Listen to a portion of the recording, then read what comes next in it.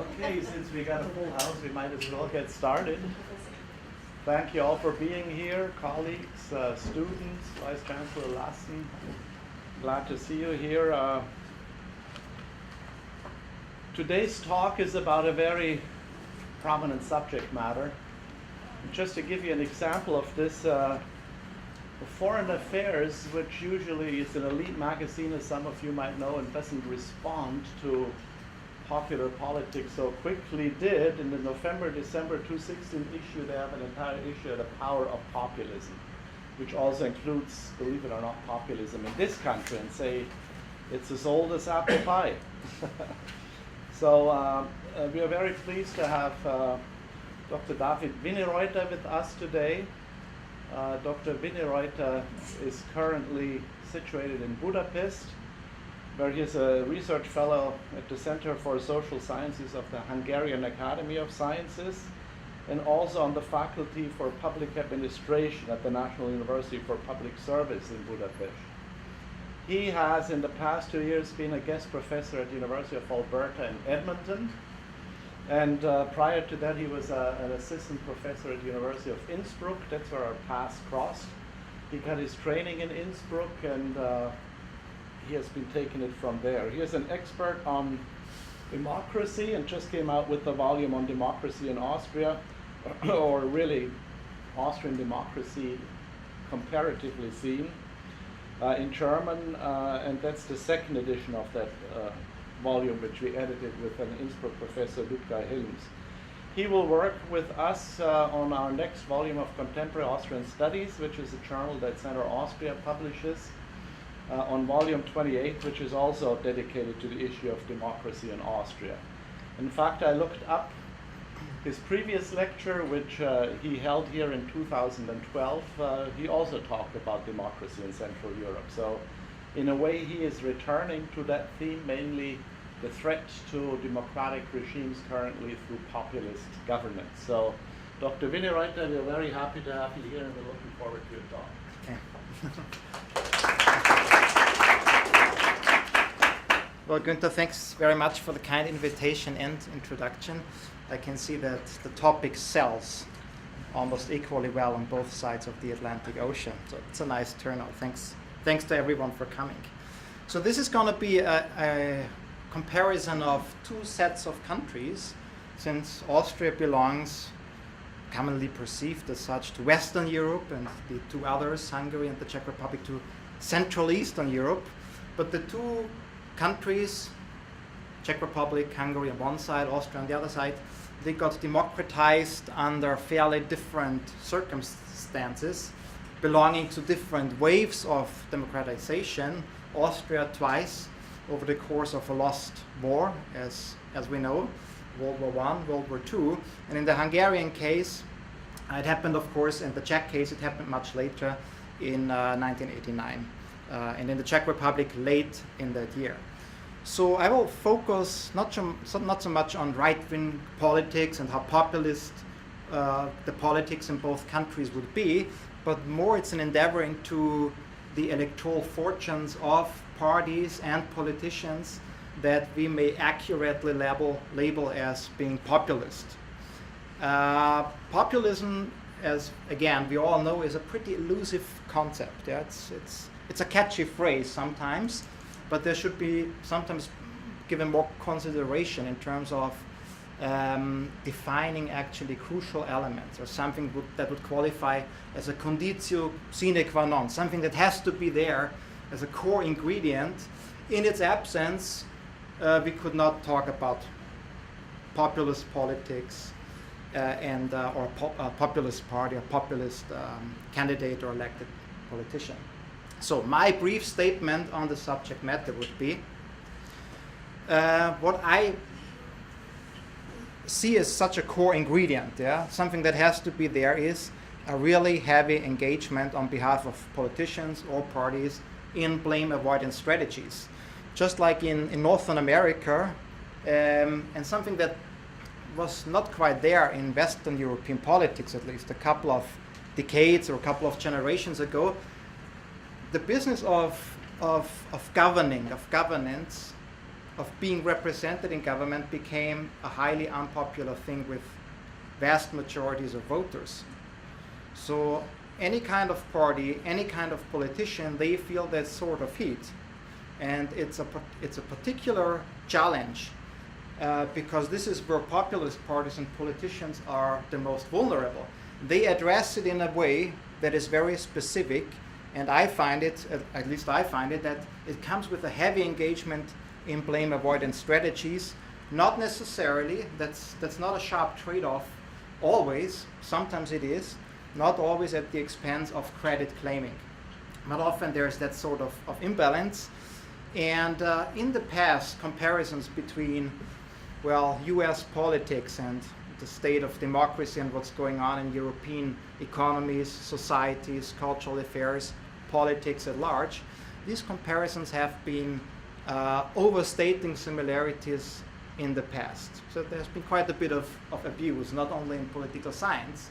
So that's why right now, talking about phenomena of populist politics, so scholars rather stay away from it, and they are very, very careful in addressing perhaps growing similarities. I find that here we see a fair deal actually of similarity going on both sides of the Atlantic Ocean. I'll get back to that in a couple of minutes, or perhaps about 20 minutes if I calculate it well. And part of it rests upon growing anti-elitism. It's not about only bashing the establishment. It's something, again, you see the similarity. It's about the trust people have in established media, and it's also about trust in science and scholarly wisdom at large, even in more blessed countries like Austria, I would say. Now, of course, what they have in common is they address the will of the people. They actually pretend, I would say, that they know what the popular will exactly would have to be. And I think that's not there. That's not quite possible under democratic circumstances. To quote one of the great scholars of my discipline, I'm a comparative political scientist, William Riker. He would coin it in the following ways, to say that what people want, we actually cannot know, because the outcome necessarily of any democratic election would necessarily mean some meaningless amalgamation. So you cannot just pretend, in the political sphere that the popular will would be something that can easily be identified and not leave it to any further interpretation on behalf of, well, you might call them or not political elites. Of course, the own people and society, they are portrayed as a pretty homogeneous thing, and so are the outsiders that enter the picture and are part of the populist game. Now, I should also say that populist politics that's not an either-or question. There is no ideal type of a populist party or politician. There are case studies, but it boils down to a matter of degree. A party or a candidate is more populist than another one. Very often you hear objections to the very concept of populism, claiming that, well, I heard from politician A, B, or Z something that clearly qualifies as a populist statement, right? You probably all, if you have that kind of conversation, you hear that as a counter-argument. They would say, okay, it's point taken, yeah, fair enough, but it's a matter of degree. And I would also extend this notion of that the subject matter being a matter of degree only, elaborating that it's not a 100% negative thing. So under specific circumstances, populist politics, perhaps even populist rhetoric, it might actually benefit democracy in terms of political representation. But I'm sure that's something that we can discuss in more detail following my talk. And I will be silent upon the case of left-wing or leftist populism for very simply and a very good reason. I'm not an expert on that topic, so I'm going to stay silent on that. So since I deal here not solely but primarily with the electoral fortunes of populist parties, I will discount the populist candidates. They will The leadership factor, it will kick in a little later on, but let's refer to populist parties. So looking at these three countries, Austria, Czech Republic, and Hungary, well, differences to the style and degree or extent of populist politics, well, they might come from a different set of values embraced in these three societies. So if we looked at the world map of political values taken from the World Values Survey, plotting, let's say, I put it very simple, socioeconomics versus cultural or cultural rooted values, we would see that, I think that doesn't work here. All three countries are somewhat located in the heart of the map, at the center. Here is Hungary, there is the Czech Republic, and Austria a little bit more to the right, highlighting self-expression values at the expense of values that more resonate with basic needs of, well, here that's a very harsh wording, but that would be the extreme, survival values and things you have to target in very poor societies. So you see that there's a difference, there's a value gap between the two Central Eastern European countries and Austria, belonging to the Western Hemisphere throughout its history. But I would say there's not a cliff. It's not more than fine distinctions, but there's not a value cliff. Now, a quick endeavor into more differences and commonalities and similarities in how party competition, political competition actually works in the three countries and how representation is actually organized. We have a heritage that shows very often in terms of crafting representation and explaining for populist politics. In the Austrian case, we're talking about the period past 1945 and that second participation of Austria in a wave of democratization. That political system, I would say there's still the legacy out there, operated in a full-scale power sharing mode. So this was a political system, and it still is, I insist, that is fairly different from an Anglo-Saxon style Westminster democracy. In the Eastern European case, we will time and time be again remembered that there is a different sort of legacy, which is of course authoritarian socialist or communist rule that ended just, well, almost 30 years, shifting target, almost 30 years ago. So it shows in the structure of party competition. I will return to that theme later on.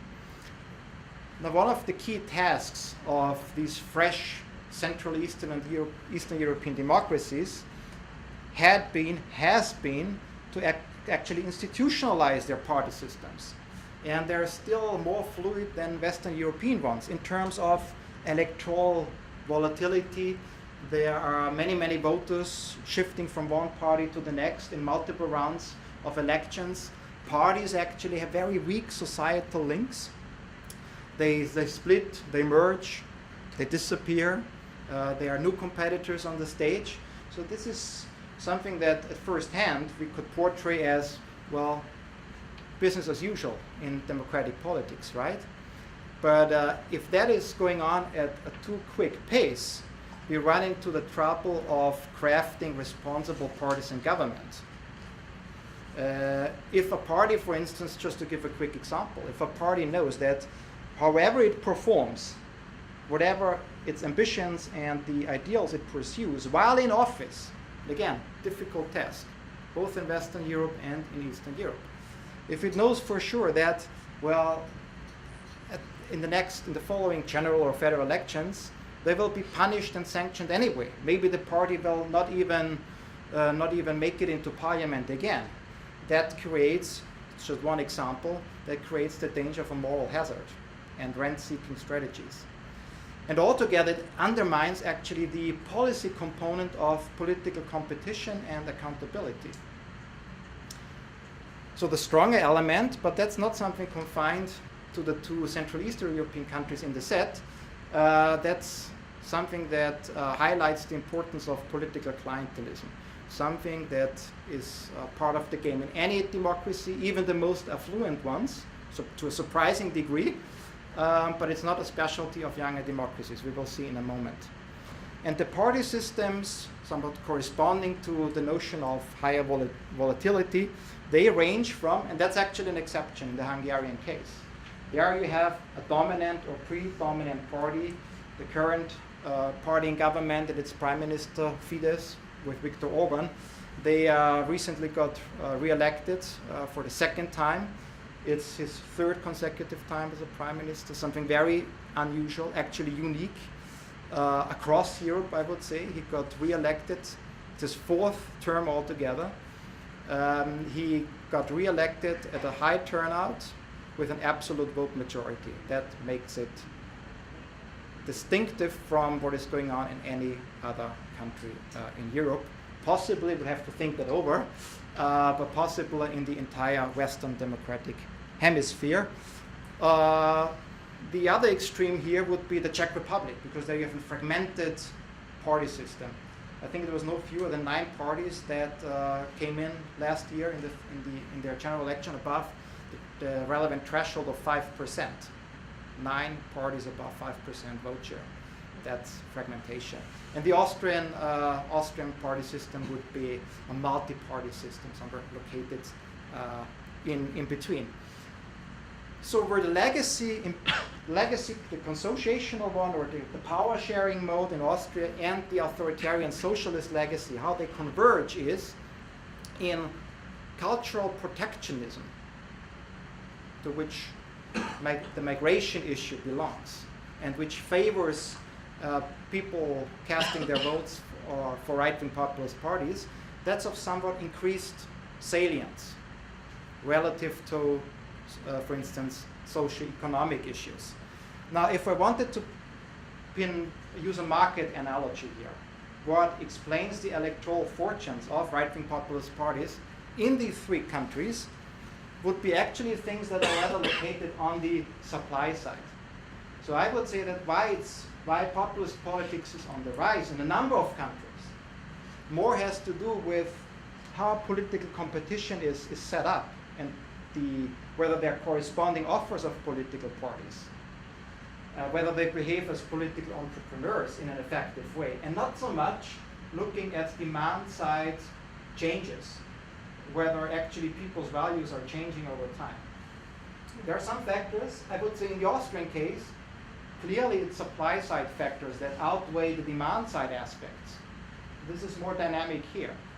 In the case of the Czech Republic and Hungary, I would say it's a bit more balanced, and that has to do with, well, the very specific history of the Czech Republic and Hungary, in which it is distinct from Western European experiences.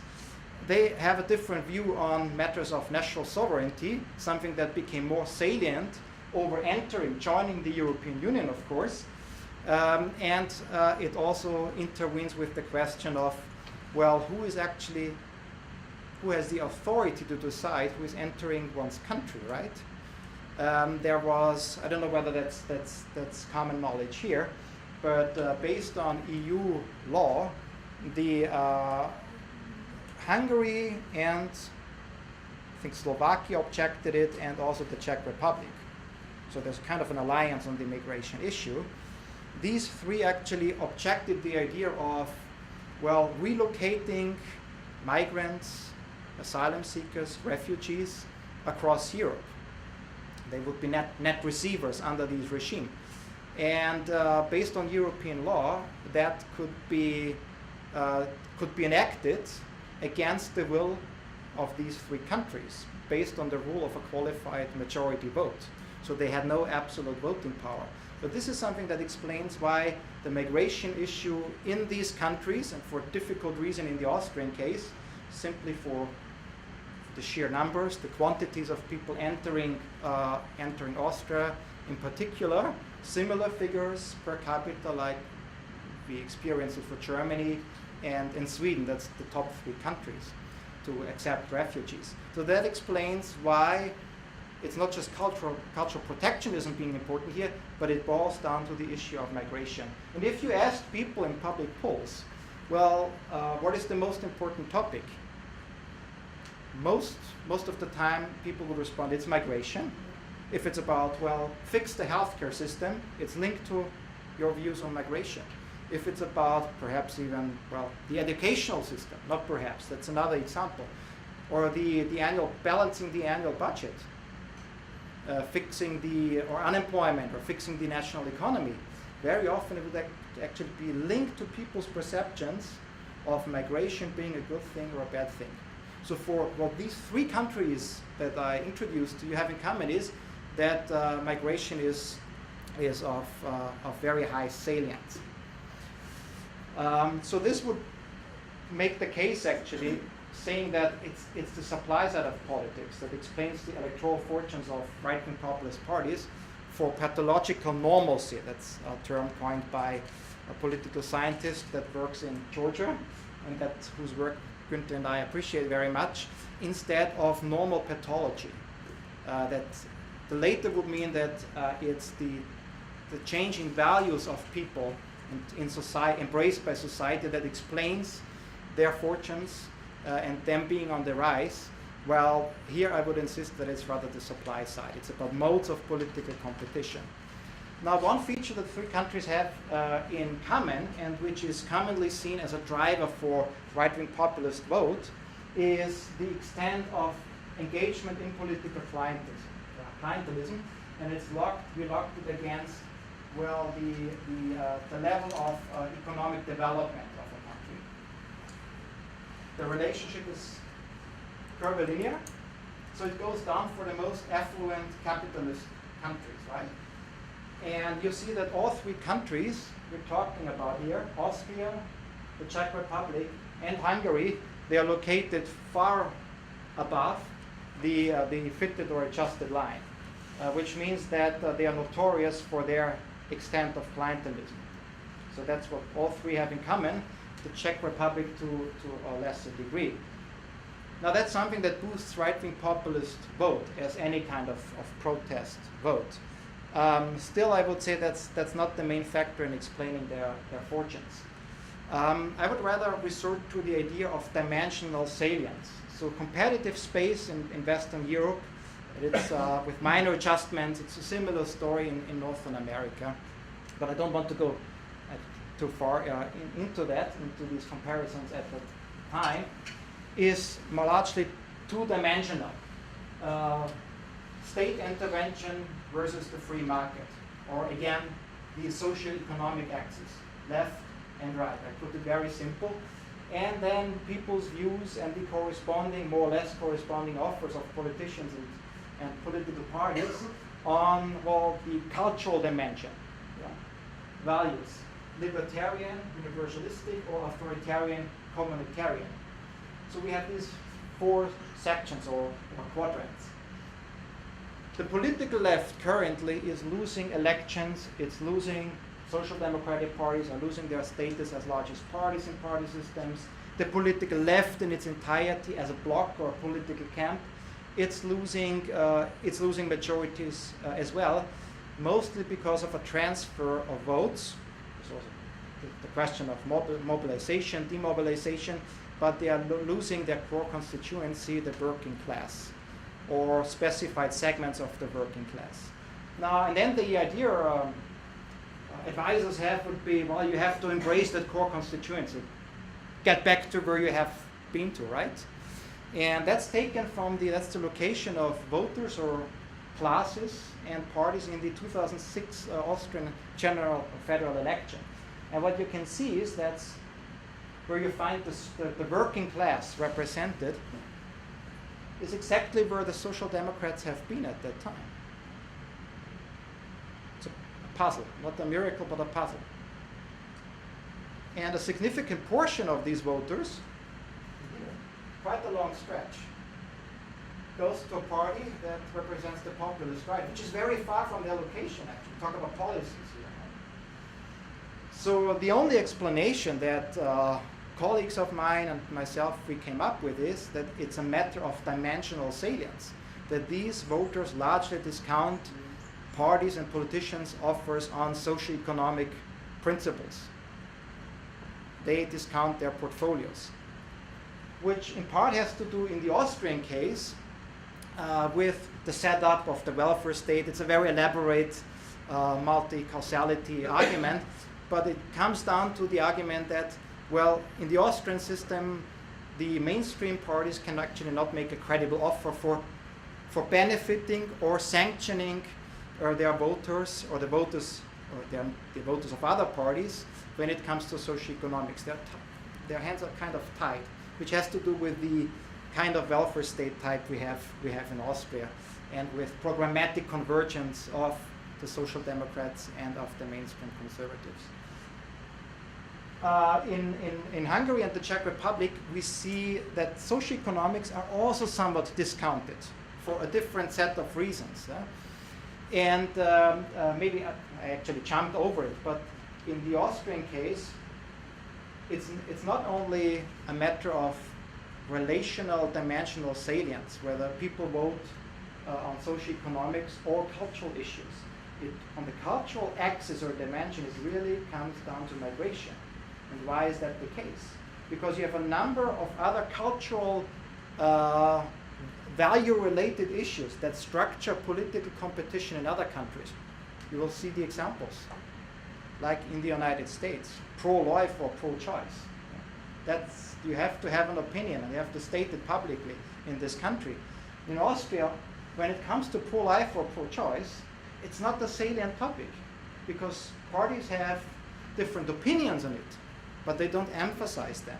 And they wouldn't even go so far as to promise that, well, we try, if we get into government, we change it. If we stay in government, we change it in one way or the other. So it's not an unimportant topic for voters. It's not an unimportant topic per se for political parties, but it's not activated. That potential is not there, because nobody says, we want to change it. We go all the way. And it's the same with nuclear energy, for instance. One of the reasons why the Green Party in Austria is not benefiting from it, because that reads as a far-reaching, full-scale inter-party consensus from the very left to the very right. Now, what is left then? Increased salience, more importance for the migration issue, and at a larger scale, issues of cultural protectionism. And this is where right-wing populists, they have high competence ratings across the board, across the countries. So that's my first point for the supply side dominance. And another topic would be here to distinguish on the cultural axis between so-called grid issues of socio-political morals, values, governance. Also the question of, well, what should be managed by the state, yeah? And what do you leave actually up to, well, people's lifestyle, same-sex marriage or how to fight crime, for instance. That might be a different sort of values for voters. They not always correspond with their perception of migration, for instance. That sort of cultural protectionism. And that differentiation we saw in the latest federal election in Austria, where over these issues, over this fine distinction, more or less a fine distinction, but the Green Party, the left libertarians in our party system, they split. So the Green Party, they actually missed to re-enter government. They fell below the threshold. And the other party, which was basically a one-man show, he made it actually. Yeah. So in which way was his offer different from the Green Parties? Well, he offered practically the very same thing, minus political correctness, plus a hard stance on migration, and specifically Muslim immigration. So that's a distinction that is important for party competition and obviously for many voters. So populist parties, very often how people perceive populist parties is, well, they give it an easy shot, yeah. They are cherry picking, yeah. They have a very, very easy business, equating going populist with, well, increasing vote share. Well, that equation is not there. Their business is not much simpler than the business of resonating with different segments of voters on behalf of all the other party types or party families of different ideology. But what they engage with, and I'm talking here, referring here to the Austrian example, because that has the longest history, dating back, the rise of right-wing populists in Austria, it's dating back to the mid-1980s. So there was an early on development, similar to what was going on. It started with the Front National in France, and then with the People's Party in Switzerland, and the third would be the Lega Nord in Italy, and the Freedom Party of Austria. That dates back to the mid-1980s. So once they actually found their electoral winning formula, they didn't stick to it, but they adapted it. And these are painstaking transformations. So it started out with something that political scientists coined populist anti-statist, anti-establishment, against clientelism, relatively pro-European integration, not turning migration and cultural protectionism into a salient topic. They rather stayed silent on it. They didn't activate it yet. And being relatively moderate when it comes to issues like same-sex marriage and fighting crime. Relatively moderate, plus economic liberalism. Now, and then the change in the 1990s, after first waves of immigration over the course of the wars on the Western Balkans, they activate the migration issue. Their rhetoric becomes much fiercer, and they, economically speaking, they shift to the left.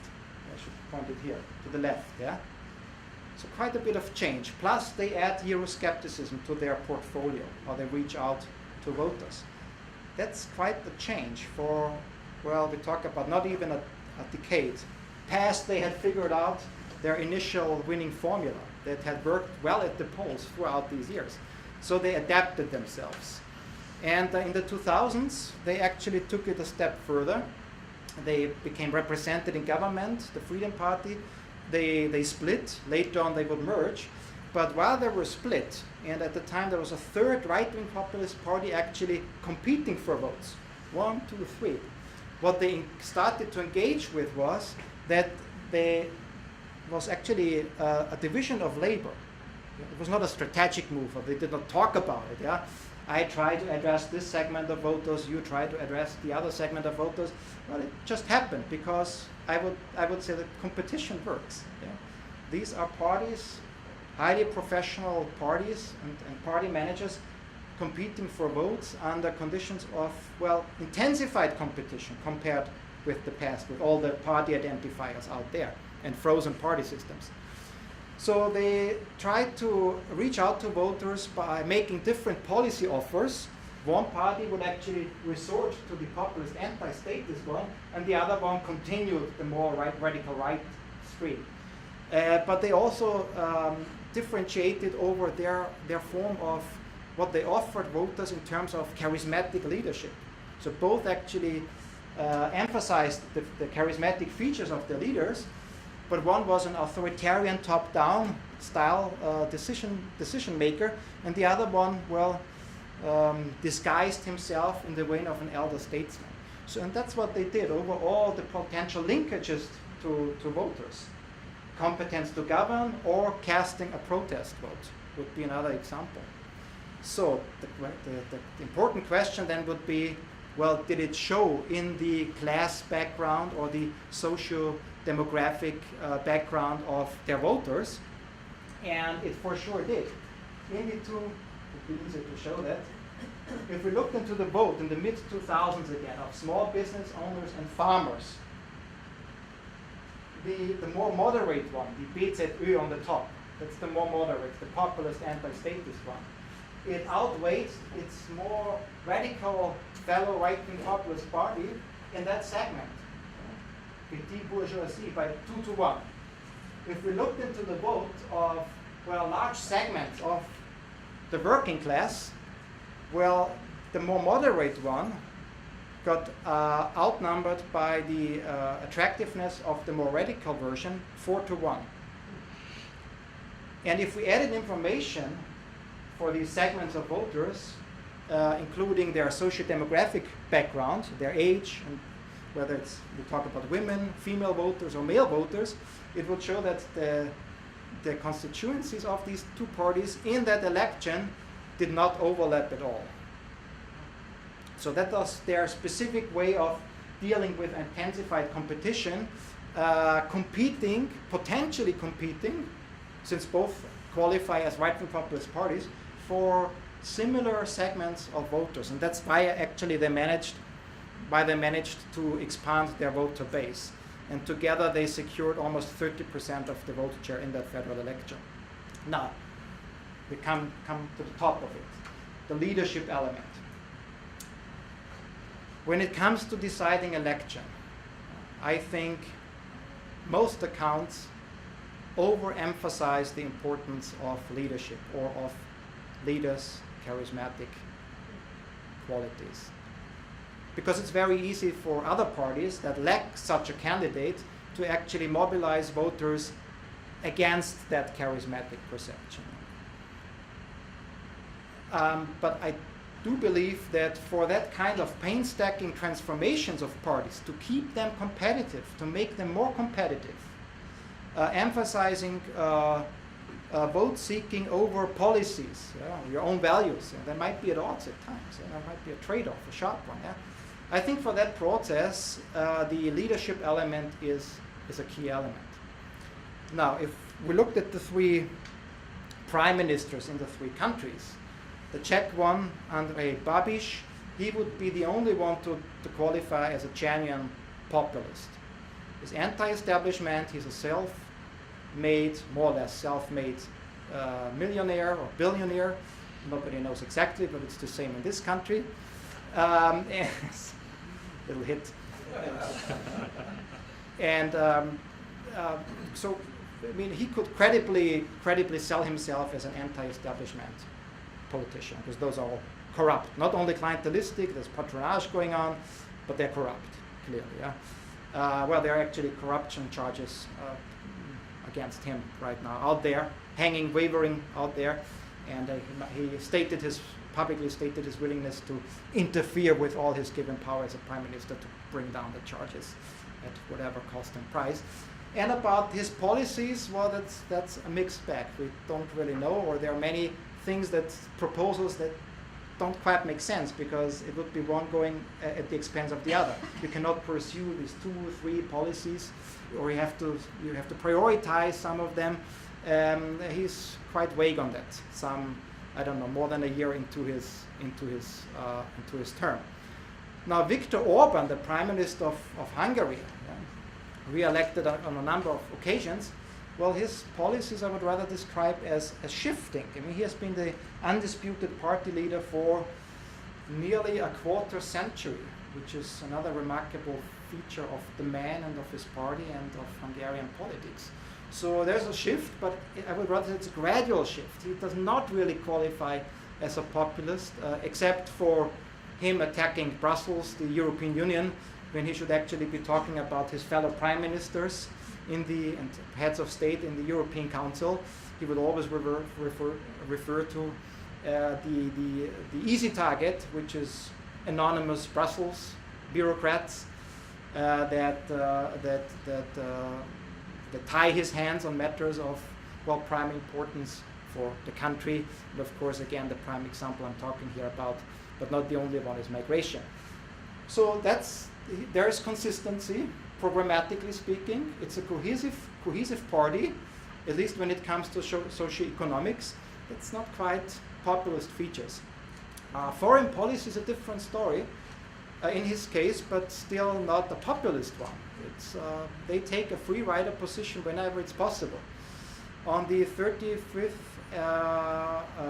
anniversary, when the 35th anniversary of the Iranian revolution came up in 2014, guess which one was the only Western government to officially congratulate the mullahs? Yeah, that was Hungary. They try to be in good relations and portray themselves as kind of being equidistant, going halfway between, Western liberal values and what you can find embraced by leaders or non-leaders like Putin in Russia or China, or he would also stress, just a couple of weeks ago, he stressed, which is not backed by academia and scholarly knowledge, the kinship between the Hungarians, ethnically speaking, and the people in some of the Central Asian countries. That's all a business statement in dealing with Russia, China, Iran, and the Turkmenistan and Azerbaijan and some of the others. That's not populism. That's a calculated, they would say, rational argument and statement made here.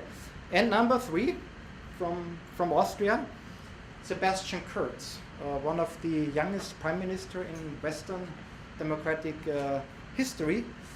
And that's where the story of adapting winning formulas goes on. It actually moves beyond the sphere of right-wing populist parties, because you feel the need, and that's a response to something here, that the anti-establishment sentiment also in Western Europe and Eastern Europe, but in Western Europe it's rather a new feature.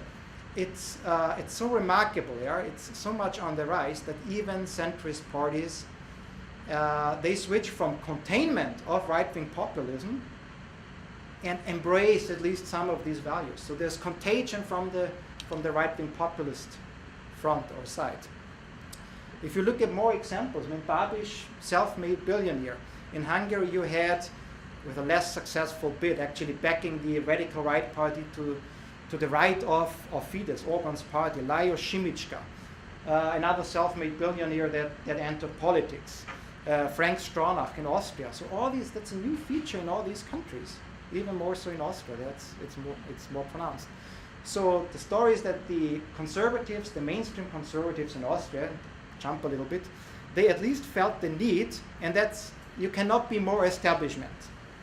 At the time when it's actually difficult to pretend for an establishment party, so here that's the mainstream conservatives in Austria, Kurz party, the party of the chancellor, that's probably prime minister is named, they felt the need that they have to behave and be perceived by some voters at least as a non-establishment challenger party or party family. That's a difficult thing if you are engaged heavily in clientelistic politics, and you're engaged in clientelism because you have been represented in government uninterruptedly for the last 30 years, and throughout 55 years of the 70 years since the country democratized again in 1945. I'm soon heading to the end. So how did they actually swing that? So they did not replace some of the party machine features that credibly, plausibly also help them in elections. We talk about a party that has 600 to 700,000 party members. So what's the population of Louisiana? 5 million, yeah? It's 50% more in Austria. And you have a party in 1.5 times the size of Louisiana's society, the population, with at least 600,000 voters. 600,000 party members. So you have that vast party machine operation, and it credibly helps them.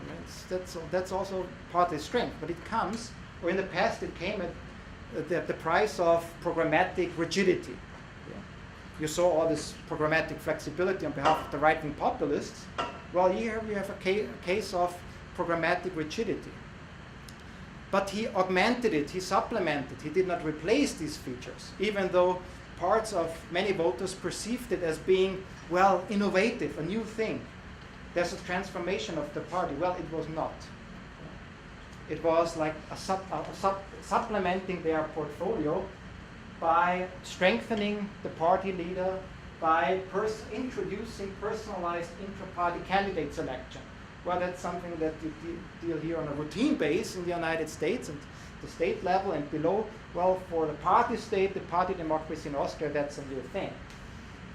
And they actually reinvigorated the old populist, anti-statist, right-wing populist winning formula of the 1980s. And everything else actually stayed, the party machine features. So finding some common ground. And why addressing the question of why did this change why was that plausible to many voters? Well, it's again the migration crisis, because Kurz in 2015 and then into 2016, that was the top of the migration challenge in late summer of 2015. When public sentiment shifted and people became more concerned with it, with the influx of people without proper controls at borders, they called for more restriction, and there was a continuous wave of migrants coming in. So Kurz made a pledge, being the Minister for Foreign Affairs. He had been for a number of years member of cabinet. He actually had entered cabinet as a Secretary of State for the integration of foreigners at the age of, I think he was 24 years old. So that guy is establishment, yeah. But then comes that one single decision that served as the game changer, because he figures out, I contrast Merkel's approach and the European Commission's approach of dealing with this as a multilateral issue, yeah, where you bring on all the stakeholders, all the governments. You don't want that people are just pushed back and it causes tensions between countries. Think of the Western Balkans, Croatia, Serbia, pushing back and forth migrants, things getting heated up, or they got heated up with Greece as well. The country at some point said, well, I mean, if you don't help us out with money and infrastructure, well, we will not control any one of them, and we just push them further.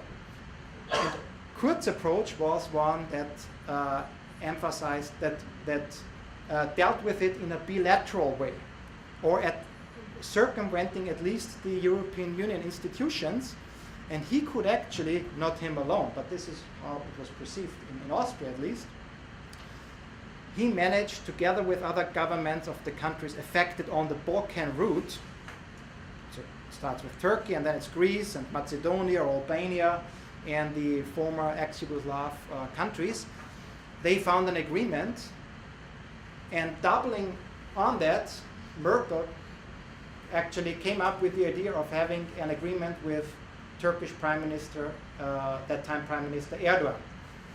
But Kurz actually, he was a bit, in public, according to public perception, he was the first to actually close down the Balkan route. And that's where the migrants that arrived to Austria had come from.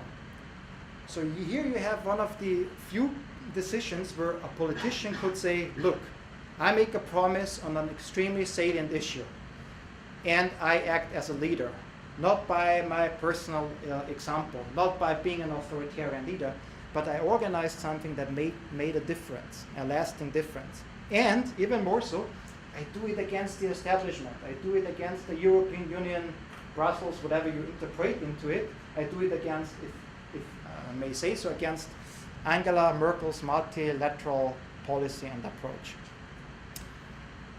And that helped him actually to engage in blame avoidance as well, because otherwise you could have said, well, anything that voters perceived as going wrong in the Austrian polity, well, this party, they had been part of it for 30 years.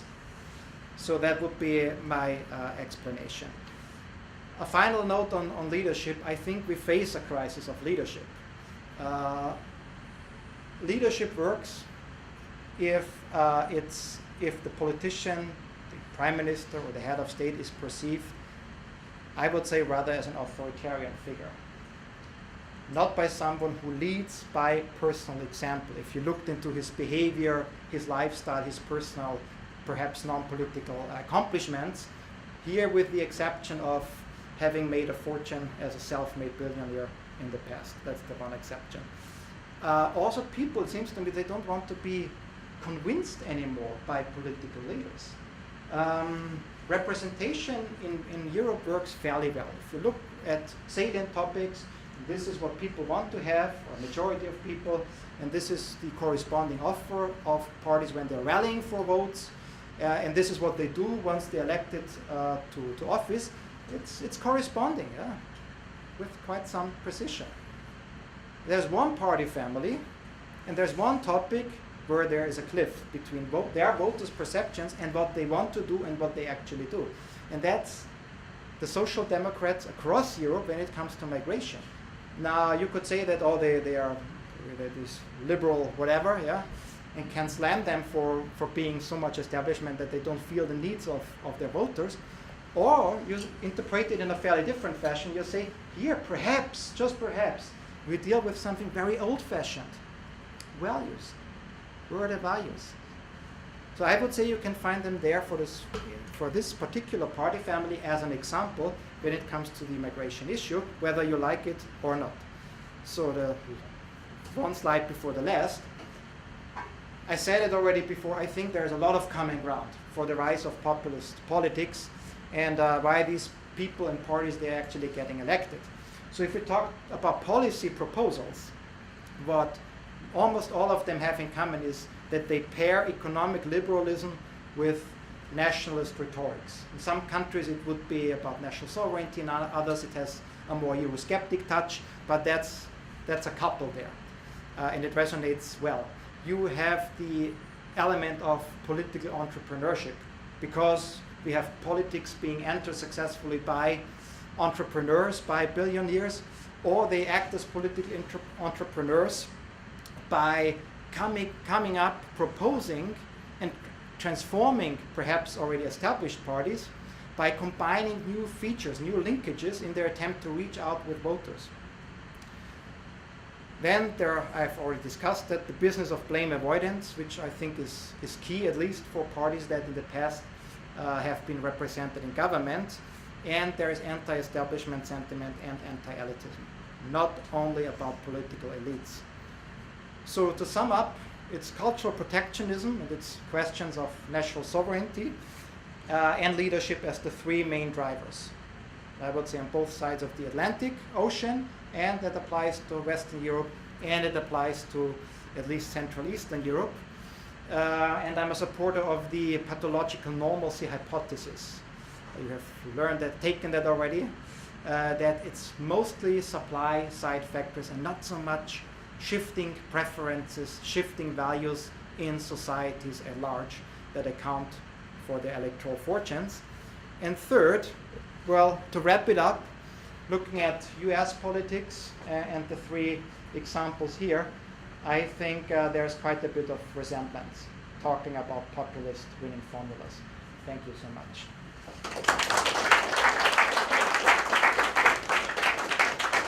Thank you, Dr. Wineroither, for a wide-ranging talk and I think a very lucid explanation of what's going on. So the floor is open for questions or comments. Who would like to start? Dr. Hadley? David, I haven't heard a comment in your talk about the impact. Well, there's several. There's something you probably can't answer anyway, but it's the social media impact, attention of social media, Facebook, that kind of stuff. And the fuel for a lot of politics is money. And where does the money come from? You have the independent billionaires, but everything I've been reading, a lot of the money is flowing from the from Russia, just bottom line. And it's stirring up all of the resentments and everything using social media. Have you thought about that at all in terms of your... Well, money talks in all these countries. I mean, some of the examples here, they would actually try to colonize state resources. And in one of the countries I talked about, they would actually cut deep into the flesh of public party funding, because they themselves, as the party in government that colonized state resources for their partisan purposes, they would not have to rely on them. So I think money and the use and misuse of media concentration in the hands of a few. That's in there. That's one of, I would say, the most important factors here. Social media, well, I think relative to some of the other factors, and including the money issue and captivating, misusing state resources for partisan efforts, I think that that's not one of the key issues to explain their electoral fortunes. Because all party families, major party families, and also the more conventional party types that did not reinvent themselves, well, they are fairly professional when it comes to the use of all sorts of media. Yeah, that's my take on it. More questions, comments? Yeah, Chris, Dr. Day. Yeah, so to kind of follow up on Charlie's question, to what extent do you think then the money is coming from Russia, or to what extent do you think social media messages are really can be traced back to Russian bots, for example? Well, there's a lot of rumor, at least, that Right. the Freedom Party of Austria and that the Jobbik Party of Hungary, that they are indirectly financed, at least partly, not only by these oligarchs, domestic oligarchs, I shall say, but also by Russia or state-controlled or semi-controlled companies. I wouldn't be able to verify that, and I haven't heard a definite proof of that. I mean, they don't go all the way, so they're still kind of there at arm's length from the Kremlin, all these parties. It's the Freedom Party of Austria. I mean, there's a lot of traveling there, also to Czechia, but I have not seen any evidence for any significant flow of money into their pockets. So it's a possibility, but there is at least no hard evidence. There's perhaps more evidence for the US than for Central Europe. Yeah. I had a talk about this topic. Once I met Robbie Mook, one of the campaign leaders for Hillary Clinton, and well, he has a more profound knowledge. He has more profound knowledge about it, and a clear opinion. I'll bet. All right, Russell. Yeah, so if I've understood, you're basically saying this is kind of a problem with political parties sort of adapting new strategies to win votes, but in the effort kind of harming democracy. Is that a fair way of putting it? That this is, when you say supply side, you say it's the political parties that are being entrepreneurial in adopting these populist strategies to win votes. All I say is that had you have that kind of offer, populist offer and entrepreneurship, with or without charismatic features of the leaders, if you have that in Western European party systems, let's say in the late 1960s, 1970s, early 1980s, they would have they would have been of similar attraction to voters. Mm-hmm. Right. But So the potential had always been out there. Right. I mean, the quality of democracy today is, by any account, and I would insist on that against the wisdom of many of my own friends who are not political scientists but interested in politics, the quality of democracy is higher today than it used to be 30, 40, 50 years ago. There's a lot of progress. In European countries, part of it can be attributed to European integration. So I don't see that much of a crisis or non-delivery of promises on behalf of European institutions and European political leaders. But I should also add that in general, I'm a fan of political parties, which sounds as odd here than as it does in Central Europe. Yeah. Now, the potential had always been there. Okay. But I'm wondering, do you have any ideas or recommendation? How can states, governments sort of reduce the incentives of political parties to put forward this kind of sort of divisive populism at the expense of democratic functioning I'm very sorry, but there's no clear answer to it, because we have some experience.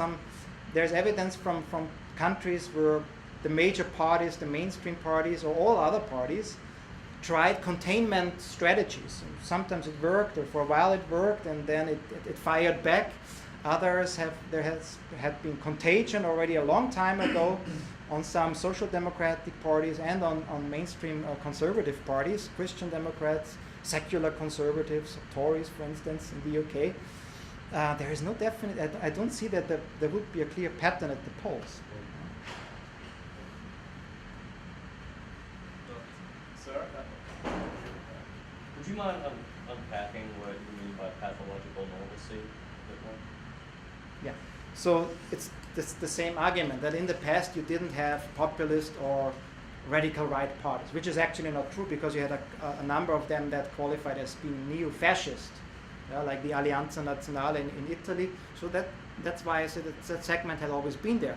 But normal pathology would mean that there is a new set of values these parties address. And they're incompatible, at least to some degree, with core liberal democratic values. And pathological normalcy would say that the potential was always there. People didn't think much in a different fashion. Of course, there's evolution. I would talk, societies, the competitive space is opening up, new liberal values, and then a counter movement to in. So everything that has been going back to the 1960s. But altogether, it's more, the dynamics is more on the supply side. And the potential had always been out there. It's not a completely new set of values embraced by significant voters in any country of Western Europe. I hope that explains the question. It's been said that the social democracy has become a victim of its own success. And we have seen Austria under socialist leadership under Touring Weisskopf really was lifted out of poverty after the Second World War. And if we interpret democracy as mob rule, do you see there's like an end is like democracy basically destroying itself, but now embracing authoritarian style leadership? The first part of the statement I agree with. Yeah. I would always stress that in whatever talk in front of whatever audience. I think there's a success story. Economically speaking, it even dates back to the 1950s and 60s. Austria, before Kreisky came in, had enjoyed nearly 15, if not 20 years of economic growth. Stable and in many years strong economic growth. And on top of it came the reforms in the educational sector and promoting economic equality and equality in the educational sector. So that was just on top of it. Yeah. But you have mentioned that you see as the right-wing parties as a threat to democracy. I think they're not a threat because they will never form the majority in any of these societies. If they could act without constraint, and there's a danger to it in the chosen one of these countries, because of a government that had enjoyed a supermajority and drafted a new constitution. I think that's a more critical thing. But even in this radical, unlikely scenario, there are boundaries set to any further kind of deterioration of the state of democracy, and that's something that none of these politicians call into question, which is membership in the European Union. So, in the Austrian case, that's a success story that is named power sharing, consociational or consensus democracy. And I think most of what is going on ever since then, the mid-1980s, exemplified in the vote for populist or right-wing populist parties, most of it is still democratic, competitive business as usual. I'm not completely unconcerned with it, but I think it doesn't pose a threat to liberal democracy at large. We also see the development in Turkey, which is a democracy, but how much of a democracy really is it under Erdogan, and also Orban now in Hungary? Yeah, it's a democracy with many adjectives. Yeah, you can call it incomplete or fragile, or in Turkey there's not much left of the defining cornerstones and pillars of democracy, any sort of democracy.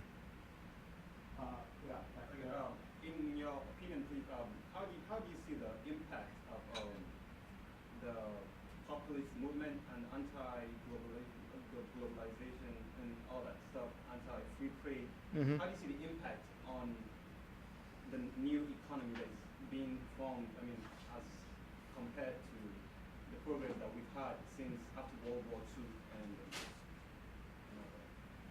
Yeah, that's something the Freedom Party in Austria, Babiš, the Czech guy, Czech Prime Minister, he's a bit, I said before that they have in common that they promote economically liberal values, right? But there is also at least some lip service to the opposite when it comes to international trade regimes. So that's something where I think they send out a double message. That's the case in Hungary, and that's the case in Austria. Not so much in the Czech Republic. But yes, they actually tried on a number of occasions to turn that into a salient topic because they felt that they can hurt, for instance, the left libertarians on that topic, the Greens in Austria and the political left in Hungary. But it didn't quite resonate with a wider audience in these countries. So they're sending out an ambivalent message on it. They tried to activate it, turn it into a hot issue, but it's not important enough for most voters. This chart. Yes. So I'm just curious to know what's the reaction of the hardline policy against migration, like within Austria itself. In terms of rhetorics or like? In terms of maybe human rights, human rights aspect actually. The perception of Austrians is they are coming to us, most Austrians. They are coming to us, or many of them they are coming to us, and they would not stay in a country like Hungary or many of the other more or less safe countries they come through on their way from wherever they came from, because there is a pull factor in our society, which is a rather comprehensive welfare state. So they turned this issue, both the Freedom Party, and they formed they are the junior partner in the coalition government with the kind of partly now populist mainstream conservatives. They turned it into an issue of welfare chauvinism. So that's why they are getting tougher on asylum seekers with the refugee status, and they cut back on them financially. And there's there's fierce rhetorics also coming to a surprising degree from the mainstream conservatives. And they are also marching into the Eurosceptic corner. I was very surprised when I had a meeting a couple of weeks ago with some of the young Turks from the People's Party's youth organization that last year had entered parliament. These are people in their, these are millennials partly. Yeah? And the Freedom Party in the past had invested a lot to gain reputation for being, in the Austrian party system, the by far most decidedly pro-European integrationist party and political force. And now they're not only, they're at least scaling back on it. And they're actually started to send out contradictory messages, promoting almost like the Freedom Party or the Tories in the UK, a Europe of, subsidiarity and a Europe of nation states, whatever that means in the end. So nobody's actually, not even they're not promoting, exiting the European Union. Orban doesn't do that. Babiš doesn't do that. Zeman, the president of the Czech Republic, he doesn't do it. But they play with it. And it's, on the immigration issue, the rhetorics is fierce. The last question is for? Yeah, Ms. Pavlovich. I was wondering, in the very beginning you mentioned blame avoidance, or was it anti-blame strategy? I can't really remember, as a main characteristic. Blame someone else. Yeah, okay, that's what you meant by that, so to be more specific. Does this also, in your opinion, or by definition, include victimization? Depends on the concept, the underlying concept of victimization effort. Victimization, many accounts. that we are, when we are populists or within the right-wing spectrum, that there is this narrative that we are victims and that we are defending ourselves, and also blame shifting. So does this include? Well, that's the only way to create, to turn immigration, into a super topic of super salience. As I tried to tell this before, it spills over into the educational policies, healthcare sector, the annual budget. Well, I more strongly perceive that in the Central Eastern European countries than in Austria. So I would say it's there in Austria, and it's very prominent in the case of the two other countries. Yes? Isn't there a simple explanation for that? David, that those countries, Hungary, Czechoslovakia, have purged themselves of foreign nationals after World War II, Germans, Hungarians, the Hungarians of Germans and other people, so they've become very homogeneous societies. Whereas Austria, of course, has gained a lot of immigrants starting in the 1950s already. So it would resemble more a multinational society like the United States. But I think the anti-immigrant sentiment, I think, is so high in Hungary and Czech Republic, Slovakia, Poland, because of this homogenization of their populations. Yeah, I think it's the history is there. Yeah. Yeah. Okay, last question. I'd like to put you on the spot. Since you know so much more about these three countries than I do, what's the future hold for these three countries? The future home in The whole. What does it hold? What's going to happen next? Well, I don't see a comeback for the political left. I mean, I gave a talk last week at UC at Berkeley. They wanted to hear good news, what they perceived as good news, and they had to disappoint them. I just don't see it. Even in Austria. Even in Austria, yeah. If we are now 9 or 10, we're 10 months into this the new government's, coalition government's term, and the honeymoon. Usually, then the honeymoon is over. It starts to the headwind, and well, they're doing fine in the polls. I mean, it's the proportion of votes that right now, if we had another federal election, would go to the political left relative to the political right. It's 1 to 2. That's the ratio. In Hungary, it's 1 to 3. So these are massive majorities. So what will happen? I hope it's going to be more of the same, the recent same. And I think that's the most likely scenario, kind of frozen into the current state. In terms also of the state of democracy and more economically liberal policies. I think the competition between countries, in Austria, for instance, even at the regional and sub-regional level. So there the example many people started to resonate with, is the example of Switzerland. Here we have, and partly you have it also in the States, where there is more tax competition, even within countries.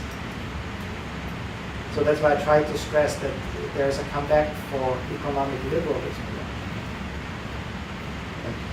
Okay, thank you all for being here. Thank you, Dr. Wittmann. Thanks for coming.